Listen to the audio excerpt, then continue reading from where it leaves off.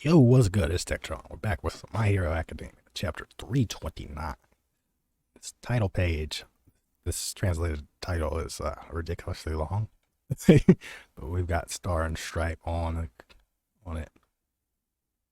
Let me kick things off. Tagline here: What is the greatest evil aiming for? Yeah, we got that dude, Mister. We don't know his first name still, but Shigaraki, who we refer to as All for One, surrounded by some no moves as he sits in his big fancy chair. He's talking to our boy Spinner, who's basically became like his right hand man throughout all this.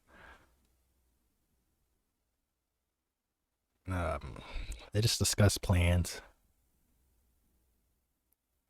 and All for One is just like getting his hands on One for All, the next step. Spinner's like, that isn't the final thing. He's like, no. I played out plans that span lifetimes. I have friends all over the world. Here in Japan, All Might pretty much suppressed organized crime completely, but overseas it isn't the case. However, if those people are left unchecked too, it's almost a guarantee those countries would turn on each other.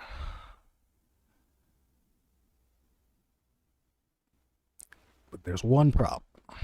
The world's strongest woman, Star and Stripe. She hails from the home of the heroes, the land of the free, sits at the zenith of heroes all around the world. Underhanded tricks won't work on her.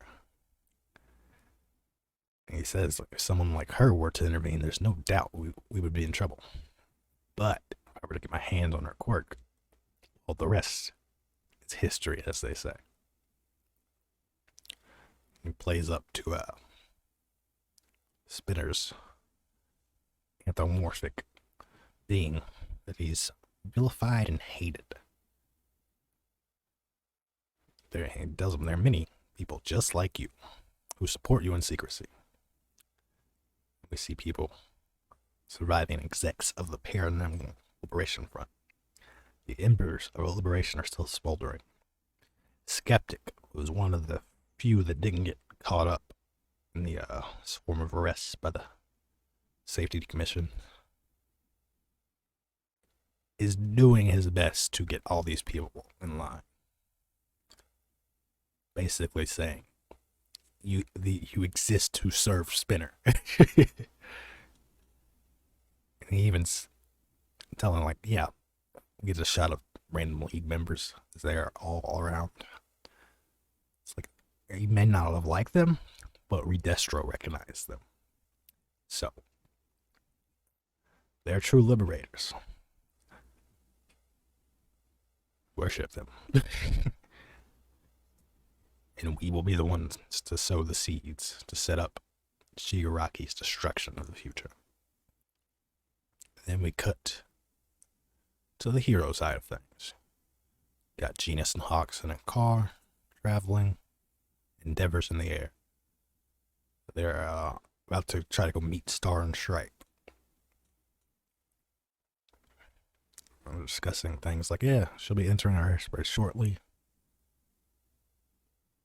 Genus wants to talk to her about this vintage denim made during the Golden Rush era. Then we get a word from Tsukachi coming in. They just received word something else is in the airspace. Around 50 kilometers from the planned landing spot. It just says it's him. He has arrived. He's up. And he looks like himself, so to speak. No longer looking like he was after the war. He looked rough.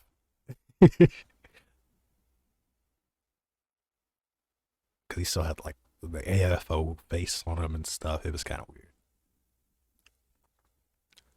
But yeah, you get this nice double spread.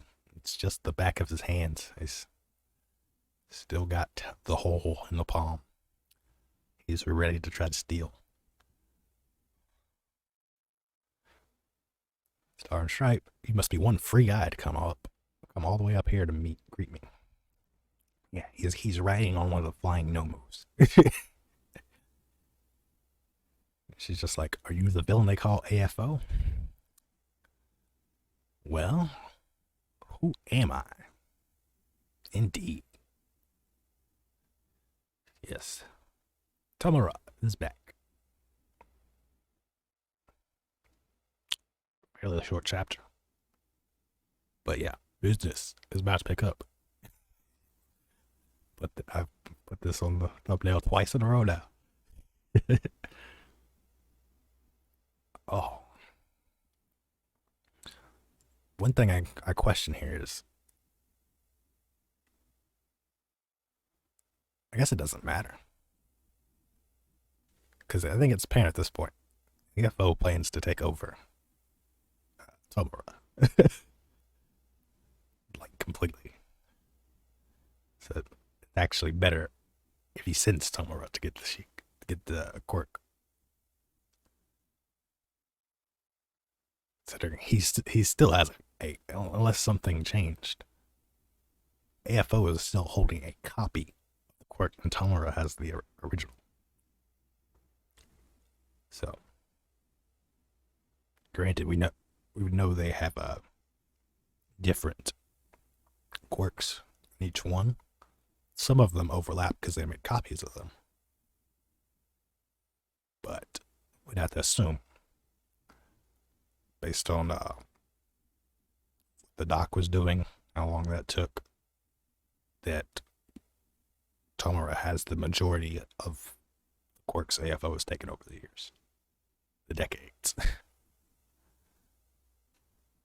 yeah, we're about to see what Star and Stripe can do against this menace. I love how that's not a red cape. Oh, I mean, it could be red. But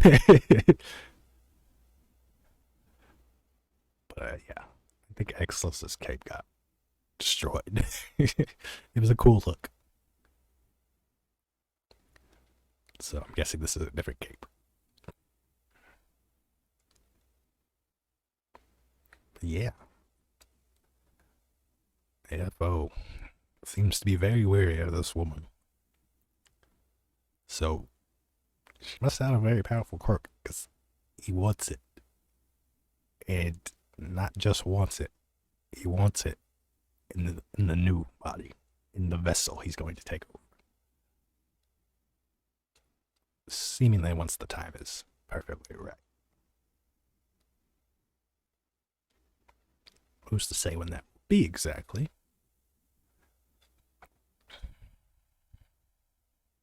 Could be as soon as right after this fight ends. I hope this woman wasn't introduced just to get her quirk stolen. That would kind of suck.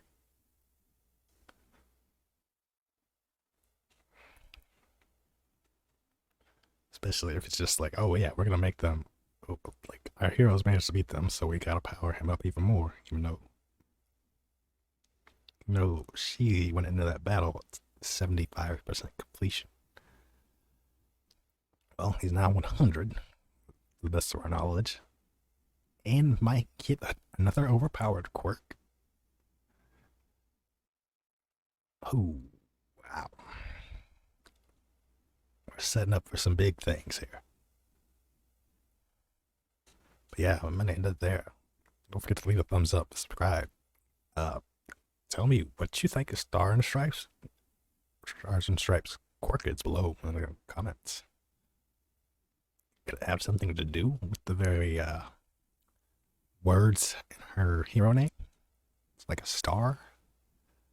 star-based power or something. Because that would be very OP. And it would make sense as to why AFO definitely wants to get his hand on it. Why he's so weary of her. The way he put it out there, like, yeah, as much as All Might was a threat to stopping him, like, this woman's clearly on the same level he's making it out to be. Like, he's probably glad he's never had to deal with her. It's being in Japan and all. But yeah, I made it there, as I already said. Peace.